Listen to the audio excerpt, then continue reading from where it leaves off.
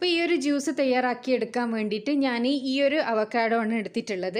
ഇനി നമുക്ക് ഇതിൻ്റെ തൊലിയെല്ലാം റിമൂവ് ചെയ്തതിന് ശേഷം ഒരു മിക്സിയുടെ ജാറിലേക്ക് കട്ട് ചെയ്ത് ഇട്ട് കൊടുക്കാം. ഇപ്പോഴും നല്ല പഴുത്തത് നോക്കിയെടുക്കണം. അപ്പോൾ നമുക്ക് ഇതിൻ്റെ തൊലി പെട്ടെന്ന് റിമൂവ് ചെയ്തതിന് ശേഷം ഇതേപോലെ കട്ട് ചെയ്ത് ഇട്ട് കൊടുക്കാൻ പറ്റും. ഇനി ഇതിലേക്ക് നമുക്ക് ആവശ്യത്തിനുള്ള പഞ്ചസാര ആഡ് ചെയ്ത് കൊടുക്കണം. പഞ്ചസാര കുറച്ച് കൂടുതൽ ഇടുന്നതാണ് ഈ ഒരു ജ്യൂസിന് കുറച്ച് ടേസ്റ്റ് കൂടുതൽ ഉണ്ടാകുക. ഇനി ഇതിലേക്ക് ഞാൻ 1/2 ടീസ്പൂൺ വാനില എസൻസ് ആണ് ആഡ് ചെയ്ത് കൊടുക്കുന്നത്. ഈ ഒരു ഇത് ഇട്ടാലാണ് അതിൻ്റെ ഒരു ഐസ്ക്രീം ഷേക്കിൻ്റെ ഒരു ടേസ്റ്റ് വരിക.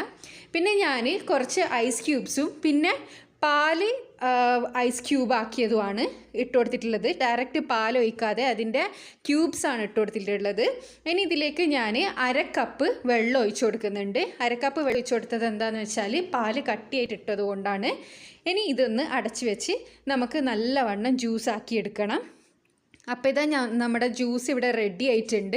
ഇനി നമുക്ക് ഇതൊരു ഗ്ലാസ്സിലേക്ക് സെർവ് ചെയ്ത് കൊടുക്കാം.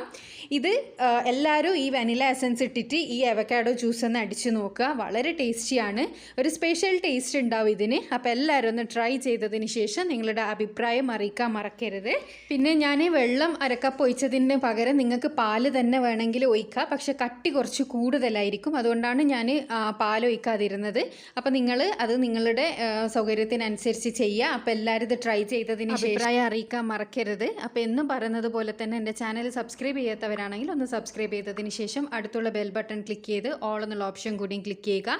അടുത്ത നല്ലൊരു വീഡിയോ ആയിട്ട് വീണ്ടും കാണാം. താങ്ക്